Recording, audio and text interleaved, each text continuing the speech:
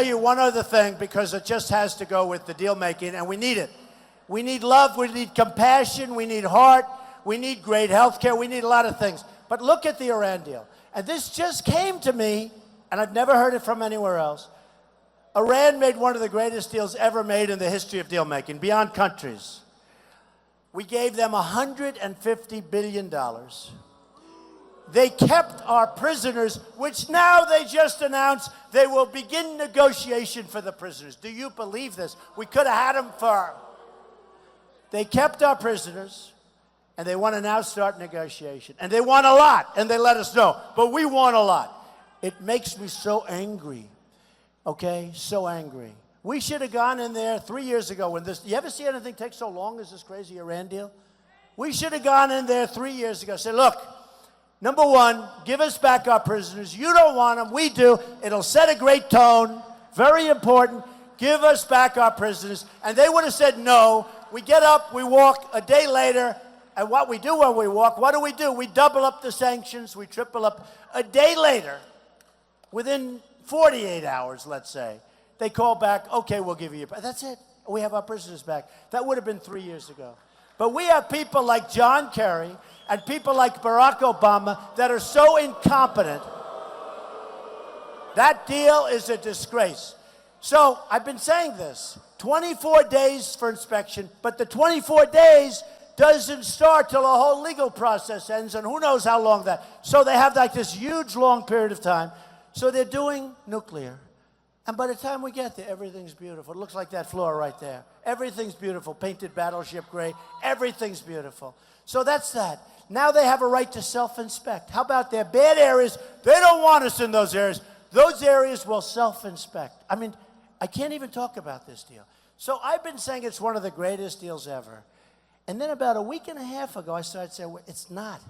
They made an even greater deal than that. We gave them Iraq. Think of it. The second largest oil reserves in the world. We gave them Iraq. So they got the deal. They're loaded up with cash to have $150 billion with a B dollars. But what did we do? We gave them Iraq. Because when we decapitated Iraq, those two armies, those two militaries were the same. They'd fight for decades. Boom, boom. They'd go 15 feet back, forth. There was equilibrium in the Middle East. You had a dictator. Who the hell cares? What the hell? I want to build this country. I want to rebuild America. We spent, look, we've spent $4 trillion, maybe $5 trillion. They don't even know what we spent. They used to say, and I've been using this number for 2 years, so you know it's a hell of a lot higher, $2 trillion in Iraq. Thousands of our young, great people dead. Wounded warriors who I love all over the place. You see them all over, these incredible people, our most incredible people, the wounded warriors. They're all over. So think of this. Think of it. So we gave them all of this money, cost it's impossible. $2 trillion. This isn't now billions. This is now we're into the trillions. Words you never even heard of 10, 12 years ago. $2 trillion. But the $2 trillion is now probably $3 trillion. And in the Middle East, I guess we've spent $5 trillion. We could have rebuilt our bridges, our tunnels, our roads, our hospitals, our airports. We could have rebuilt our country. We could have rebuilt our military. We could have taken care of Social Security. We could have taken care of everything. We could have taken care of our veterans who are treated worse than illegal immigrants in many cases. So just think about it. So we spend, at the time, $2 trillion, which is now at least $3 trillion, for Iraq. And what's happening? Iran is coming in, second largest oil reserves in the world. Iran is coming in. They've been fighting for decades and decades. Iran is coming in, walking in, and just like you're standing here and sitting here, no, everybody's standing. That's good. But just like you're standing here, they're taking over Iraq. What have we got? We got nothing. And I've been saying for 3 years, take the oil. I didn't say bomb the oil. You can do that too. I don't care because we'll rebuild it. ExxonMobil, these guys are so good. Boom, boom, boom. They'd put it back so fast. But you take the oil, and you take the oil. You know, to the victor belong the spoils, right? You take the oil. You don't just leave it. We're the only country in the world. You know,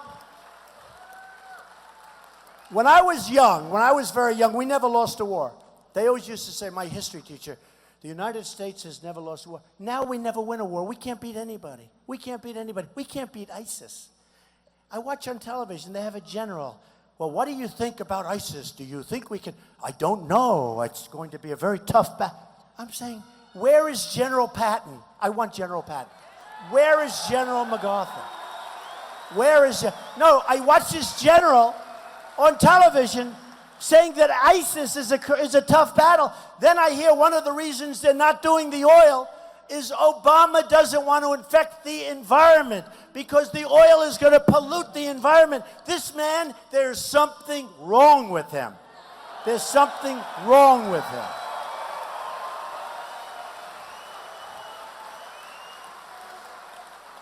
So I said, take the oil. Take the oil. And you know what we do with the oil? We take the oil and we give some to the soldiers that have been so badly hurt.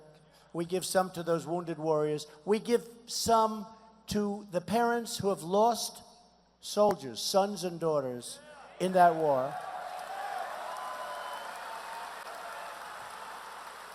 And you're talking about peanuts compared to the values. You're talking about peanuts. And you go in and you take the oil and you encircle it and you make a lot of money and you use it for good causes and you give some to Iraq if the government remains.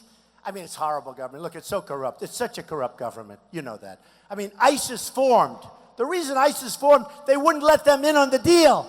So they formed ISIS, and ISIS turned out to be a hell of a lot tougher than the Iraqi government. So who has the oil now? So, and who takes the oil? You know who the #1 buyer of the oil is? China! China! They haven't fired a bullet. They haven't spent 10 cents. They're buying the oil. You know who's taking the oil in Libya? China! China. Smart. I'm not angry with them. I'm angry with our people. If I get elected president, those days are over. We're going to become so successful again. We're going to become so successful again.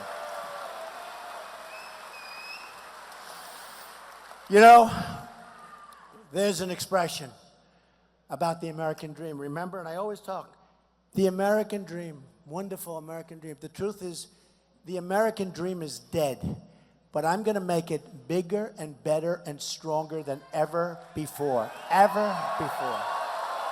Bigger and better and stronger. We're going to do something.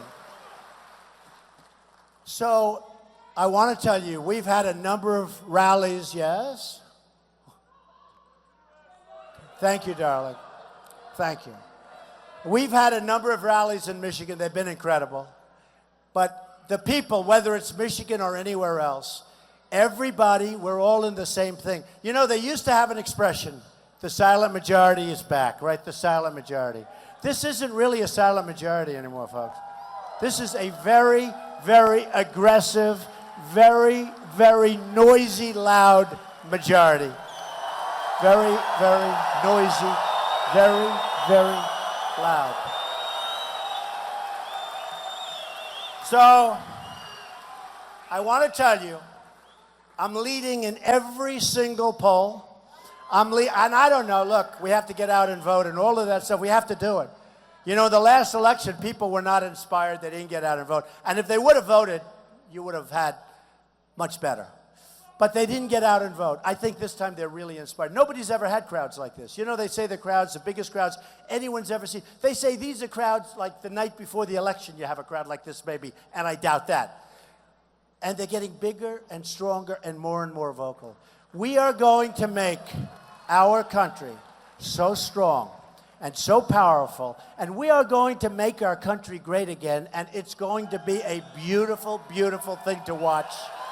So beautiful. And I want to thank everybody.